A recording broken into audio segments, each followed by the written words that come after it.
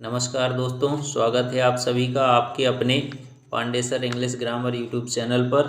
आज हम English pedagogy के अंतर्गत लैंग्वेज स्किल्स के अंतर्गत लिसनिंग, स्पीकिंग, रीडिंग और राइटिंग से कुछ क्वेश्चन लेते हुए एक प्रैक्टिस क्वेश्चंस पेपर को सॉल्व करेंगे। आइए हम पहला क्वेश्चन देखते हैं। Faulty reading habit is due to, यानी गलत पढ़ने की आदत होती है सब वोकलाइजेशन की वजह से, या फिंगर पॉइंटिंग की वजह से, या रिग्रेसिव मूवमेंट की वजह से, ऑल ऑफ द एबव। सब वोकलाइजेशन यानी उप उच्चारण की वजह से, फिंगर पॉइंटिंग यानी उंगली रखने की वजह से, या रिग्रेसिव मूवमेंट यानी प्रतिगामी क्षणों की वजह से, या ऑल ऑफ द एबव। तो इसका सही ऑप्शन होगा all of the above, D answer इसका सही आंसर होगा। Reading habit is important due to following reasons. Reading habit महत्वपूर्ण है निम्न कारणों से। पहला, increases vocabulary, make us knowledgeable, अपने आप को नॉलेजेबल बनाने के लिए। हेल्प्स इन गेटिंग इन्फॉर्मेशन को प्राप्त करने के लिए, या ऑल ऑफ द एबव। तो इसका डी ऑप्शन सही होगा, all of the above. Next question है, command of language gives a feeling of, यानी भाषा की कमांड हमें फीलिंग्स देती है कॉन्फिडेंस की, हमारा कॉन्फिडेंस बढ़ाती है, सेटिस्फैक्शन और सिक्योरिटी, या फिर नॉन ऑफ दीज। तो इसका सही ऑप्शन होगा कॉन्फिडेंस। जब हमें किसी भाषा के ऊपर कमांड होती है तो हमारे अंदर कॉन्फिडेंस आता है। नेक्स्ट क्वेश्चन हम देखते हैं, the general aims of teaching process are. जो टीचिंग प्रोसेस का सामान्य उद्देश्य है वो क्या है? To enable students to listen, speak, read and writing process, यानी बच्चों को लिखने, पढ़ने, बोलने की दक्षता प्रदान करना। To enable students to comprehend the thoughts, विचारों को समझने की क्षमता विकसित करना। To enrich students active and passive vocabulary, बच्चों के एक्टिव और पैसिव वोकैबुलरी को रिच करना, या ऑल ऑफ द एबव। तो इसका डी ऑप्शन ही सही होगा, all of the above. Next question हम देखते हैं, learners benefit from guided reading is should be done at, यानी निर्देशित पठन से शिक्षार्थी लाभान्वित होते हैं। प्राइमरी लेवल के, या अपर प्राइमरी लेवल के, या सेकेंडरी लेवल, या फिर हायर सेकेंडरी लेवल। तो इसमें हायर सेकेंडरी लेवल के स्टूडेंट्स जो होते हैं वो उनको निर्देश दे दिया जाता है। उसके बाद वो उसको जिस प्रकार के निर्देश हम देते हैं उसके अनुसार वो काम करते हैं। तो ये हायर सेकेंडरी लेवल के लिए उपयुक्त। नेक्स्ट क्वेश्चन है हमारा, loud reading is done to access phonemic sounds, या प्रोनाउंसिएशन, या इंटोनेशन, या नॉन ऑफ द एबव। तो इसका फोनेमिक साउंड्स सही ऑप्शन होगा। लाउड रीडिंग हम फोनेमिक साउंड्स के लिए करते हैं। नेक्स्ट क्वेश्चन है, which of the following statements about reading is और करेक्ट।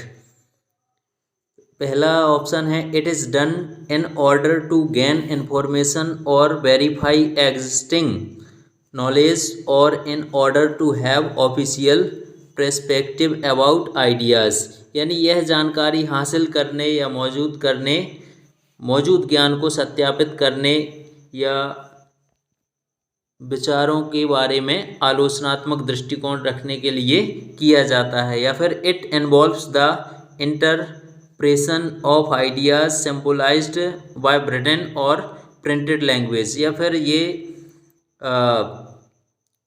लिखित या मुद्रित भाषा के प्रतीक विचारों की व्याख्या करने के लिए इसका उपयोग किया जाता है। तो इसका सही ऑप्शन होगा सी, ऑल ऑफ द एबव, दोनों के लिए किया जाता है। नेक्स्ट क्वेश्चन है, इन रीडिंग स्कैनिंग मीन्स, यानी पढ़ने में स्कैनिंग का मतलब है quick survey of the text, यानी पाठ का त्वरित सर्वेक्षण करना, या एग्जामाइनिंग एवरीथिंग क्लोजली एंड मिनटली, यानी हर चीज़ को बारीकी से जांच करना, या प्रेडिक्टिंग द कंटेंट, यानी सामग्री की भविष्यवाणी करना, या फिर फॉर कंप्रहेंशन यानी समझ विकसित करने के लिए। तो इसका जो सही ऑप्शन होगा इन रीडिंग स्कैनिंग मीन्स का quick survey of the text, A option इसका सही ऑप्शन होगा। नेक्स्ट क्वेश्चन है the initial stage in the development of writing skill is, यानी लेखन कौशल के विकास का प्रारंभिक चरण इनमें से कौन सा है। पहला है फ्री हैंड ड्राइंग या कंट्रोल्ड ड्राइंग या फिर एक्वेटेंस विथ रिटन या नॉन ऑफ द एबव। तो छोटे बच्चों को लिखना सिखाने के लिए फ्री हैंड ड्राइंग पहले करवाई जाती है। तो प्रारंभिक जो लेखन कौशल के विकास की प्रारंभिक चरण है वो क्या है, free hand drawing. Next question है हमारा what does scribbling means, scribbling का मतलब क्या होता है। लिसनिंग केयरफुली, ध्यान से सुनना, या रीडिंग अलाउड, या फिर राइटिंग क्विकली एंड केयरलेसली, या स्टैमरिंग, यानी तो इसका सही ऑप्शन होगा स्क्रिबलिंग का मतलब होता है राइटिंग क्विकली एंड केयरलेसली, यानी जल्दी लिखना और असावधानी से लिखना। नेक्स्ट क्वेश्चन है through silent reading the learners may become proficient in, silent reading यानी मौन पठन के माध्यम से शिक्षार्थी किस में दक्ष हो सकते हैं इनमें से, वोकेबलरी में, या फिर ग्रामर में, या स्पीकिंग स्किल्स में, या राइटिंग स्किल्स में। तो इसका सही ऑप्शन होगा वोकैब यानी वोकेबलरी में। नेक्स्ट क्वेश्चन है which is not a quality of good hand writing, इनमें से गुड हैंड राइटिंग की कौन सी क्वालिटी नहीं है। पहला है लेजिबिलिटी मीन्स स्पष्टता होता है, तो गुड हैंड राइटिंग की ये एक विशेषता है। दूसरा डिस्टिंक्टिवनेस यानी विशिष्टता, तो ये भी उसमें होना चाहिए। स्पेस, बीच में स्पेस भी, स्थान भी रहना चाहिए। नेक्स्ट है absence of uniformity in the size of letter, यानी अक्षरों के आकार में एक रूपता का अभाव, एब्सेंस यानी अभाव। तो इसका यही ऑप्शन सही होगा।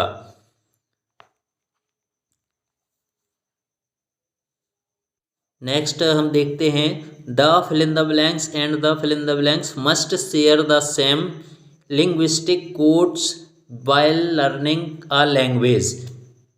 स्पीकर या राइटर लिसनर, या स्पीकर लिसनर, या रीडर लिसनर। तो इसका सही ऑप्शन होगा सी। इसमें हम the speaker and the listener must share the same linguistic codes while learning a language. Next question हम देखते हैं if a students makes pronunciation errors the best way to help him her is to, यदि कोई बच्चा pronunciation में गलती करता है तो उसकी हेल्प करने का सबसे अच्छा आसान तरीका क्या होगा। Provide him her correct pronunciation without humiliating the learner, यानी बच्चे को करेक्ट प्रोनाउंसिएशन प्रोवाइड करवाना, उसको बिना अपमानित किए। दूसरा है call parents of the learner and complain, या बच्चे के पेरेंट्स को बुलाएं और उनसे कंप्लेन करें, या स्कोल्ड द चाइल्ड, या फिर बच्चे को डांटें, या नॉन ऑफ द अबव। तो इसका सबसे सटीक आंसर होगा ए, प्रोवाइड हिम या her correct pronunciation without humiliating the learner. Next question हम देखते हैं writing is the fill in the blanks representation of speech sounds, alphabetical या सिस्टेमेटिक या फोनेटिक या graphical. Writing is the graphical representation of speech sound, यानी writing के द्वारा हम जो शब्द बोलते हैं उनको ग्राफिकल रूप में रिप्रेजेंट करते हैं। तो इसका डी ऑप्शन सही होगा। नेक्स्ट क्वेश्चन है stress rhythmic patterns and intonation patterns of the language and appropriate vocabulary are the micro skill involved in which of the following, listening, या रीडिंग, या स्पीकिंग, या राइटिंग? तो इसका सही ऑप्शन होगा स्पीकिंग, यानी सूक्ष्म चीज़ों का उपयोग होता है स्पीकिंग में। सूक्ष्म जो हमारी मांसपेशियाँ, इन सब चीज़ों का इसमें तनाव, खिंचाव, मांसपेशियों में खिंचाव स्पीकिंग में होता। नेक्स्ट क्वेश्चन हम देखते हैं, which statement is true in the context of language skills? इनमें से कौन सा स्टेटमेंट सही है लैंग्वेज स्किल्स के कॉन्टेक्स्ट के अंतर्गत? पहला, all skills are learn together not in a graded manner. दूसरा, all language skills are independent of each other. या language skills are learn step by step as LSRW, यानी listening, speaking, reading and writing के द्वारा हम सीखते हैं। Language skills do not affect each other, या language skills एक दूसरे को प्रभावित नहीं करती। तो इसका सी ऑप्शन सही होगा, language skills are learn step by step. हम लैंग्वेज की स्किल्स को स्टेप बाय स्टेप सीखते हैं। नेक्स्ट क्वेश्चन है हमारा, a child read see what 3 apples as see what 3 apples and explain it as apples from trees. How would you rate this child's reading skills? एक बच्चा सी what 3 apples को इस प्रकार से पढ़ता है, see what 3 apples and explain it as apples from trees, और apples को ट्रीज के रूप में एक्सप्लेन करता है। तो how would you rate this child reading skills? तो इसके अंतर्गत कौन सी रीडिंग स्किल्स, ये किस वजह से हो रहा? सी रीड्स विदाउट कंप्रहेंशन, वो बिना समझ के उसको रीड कर रहा। सी रीड विथ स्पेलिंग एरर्स, वो स्पेलिंग एरर्स के द्वारा के साथ पढ़ रहा है। या सी रीड्स विथ कंप्रहेंशन, या वो समझ के साथ पढ़ रहा है। या सी रीड्स केयरलेसली, या फिर वो असावधानी पूर्वक पढ़ रहा है। तो इसका जो सबसे सही आंसर होगा ये होगा C reads carelessly. Next question है हमारा, according to NCF 2005 national curriculum framework 2005 के according the teaching to reading in school is burden with, यानी according to NCF 2005 teaching to reading in school में टीचिंग बोझ के जैसी कब लगने लगती है, बर्डन कब लगने लगता? मेमोराइजिंग टास्क मिलने पर, या आंसरिंग क्वेश्चन आफ्टर रीडिंग के तो जस्ट बाद क्वेश्चन आंसर शुरू हो जाए तब, या ऑल ऑफ द एबव या नॉन ऑफ द एबव? तो इसका सी ऑप्शन सही होगा। इन दोनों चीज़ों में बच्चे को पढ़ाई बोझ लगने लगती है यदि उसको लर्न करने के लिए बहुत ज़्यादा दे दिया जाए, या फिर उससे तो जस्ट तुरंत क्वेश्चन आंसर किए जाएं।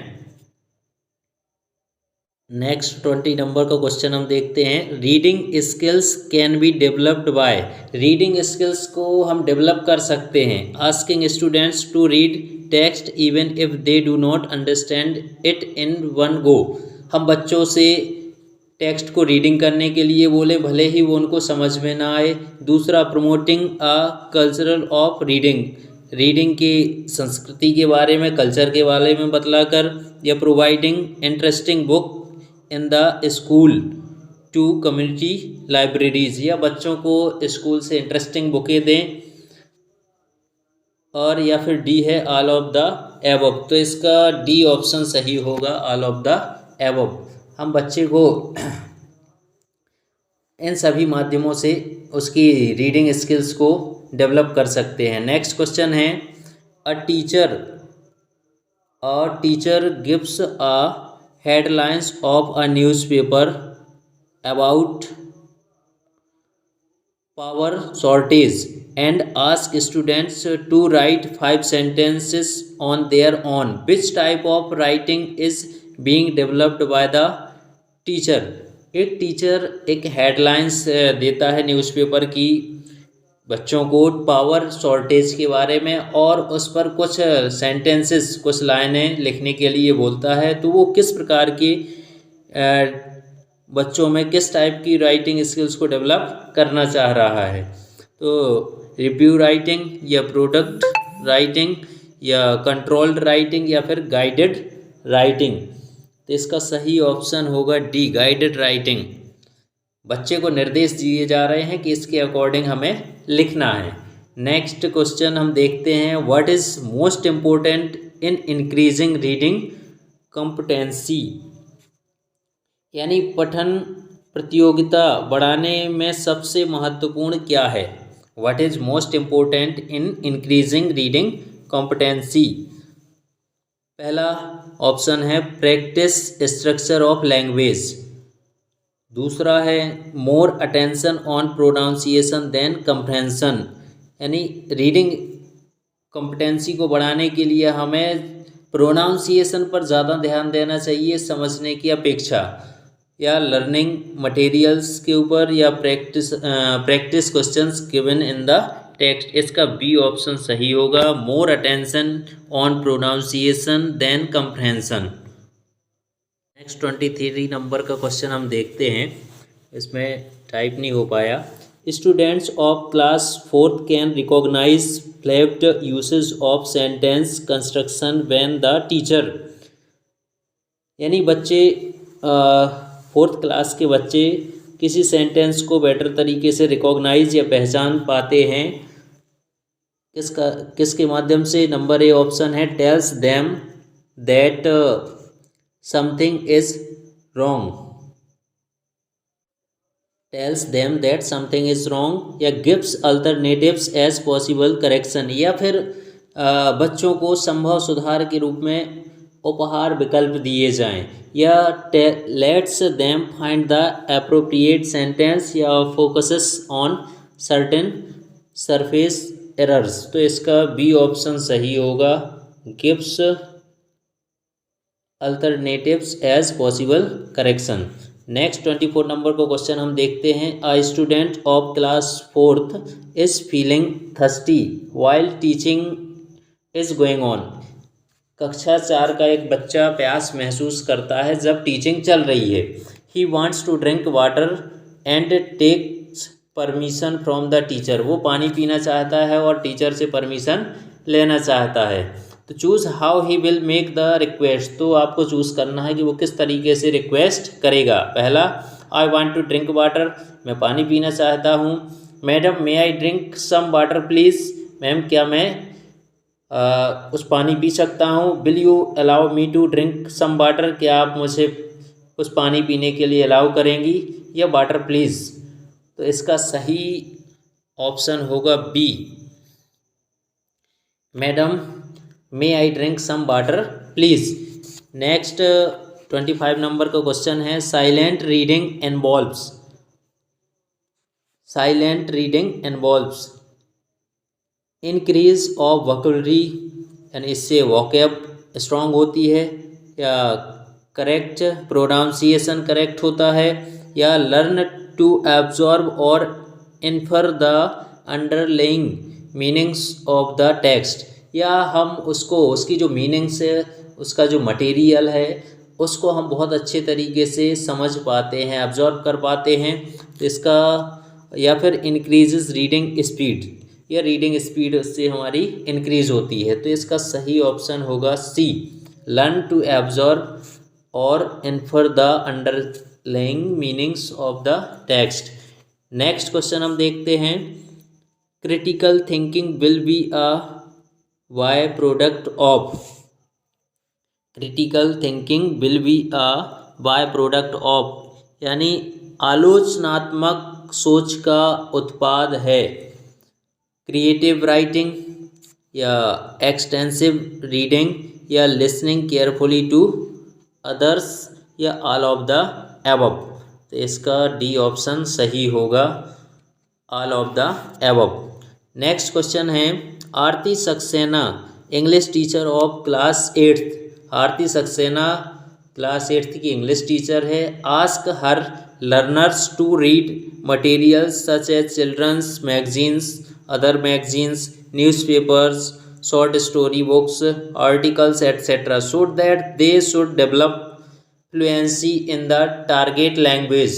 Which type of reading is she encouraging? Silent reading को एनकरेज करना चाहती वो, या फिर लाउड या इंटेंसिव या एक्सटेंसिव। तो इसका बी ऑप्शन सही होगा। स्टोरी वगैरह पढ़ा के वो बच्चों को तेज़ी से पढ़ना सिखा रही हैं। नेक्स्ट क्वेश्चन है, the sequence of the writing process would be in the following order.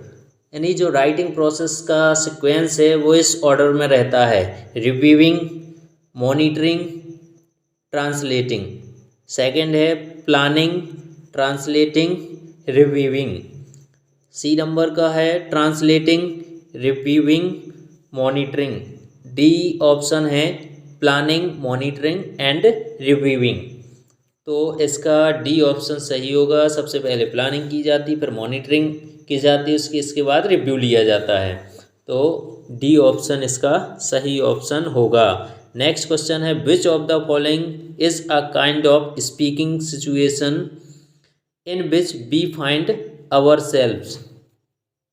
Which of the following is a kind of speaking situations in which we find ourselves?